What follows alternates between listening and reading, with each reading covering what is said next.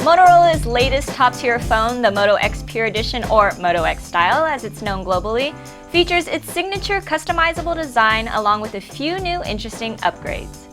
For one thing, the display is bigger. Not as big as the 6-inch Google Nexus 6, which is also by Motorola, but the screen has jumped from a 5.2-inch 1080p display to a 5.7-inch 1440p display.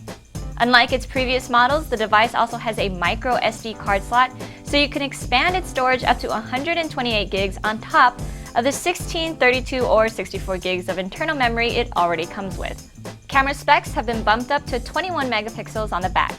In addition to still being able to shoot 4K video, there is now a night mode for snapping pics in low-light situations.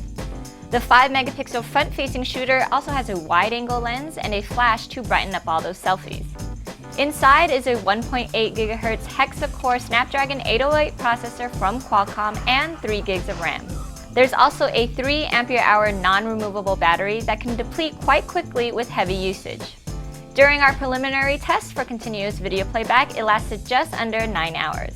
In some markets, however, the Moto X does come with a 25-watt fast-charging turbocharger.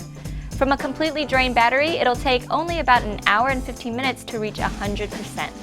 The phone ships with Android 5.1.1 and, unlike what the name suggests, it doesn't exactly deliver the purest Android experience compared to Google's Nexus line, but it does come pretty close.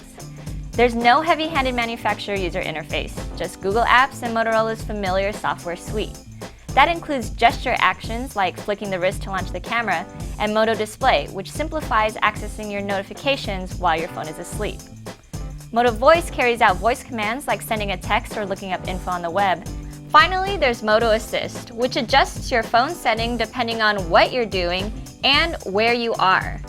As I mentioned before, you can customize the Moto X with different storage options, accent colors, and backplates that come in leather, wood, or bamboo. Unlike its cheaper Moto G counterpart that came out this year, it's not submergible underwater. It is supposedly water repellent though, so you don't have to worry about a few droplets of water here and there. The device starts at $400 unlocked, and it works on carriers that operate on either the GSM or CDMA standard. That means you could buy it and make calls or browse the web on AT&T, Verizon, T-Mobile's, or Sprint's network. Again, I'm Lynn, and you can read my full Motorola Moto X Pure Edition review at cnet.com.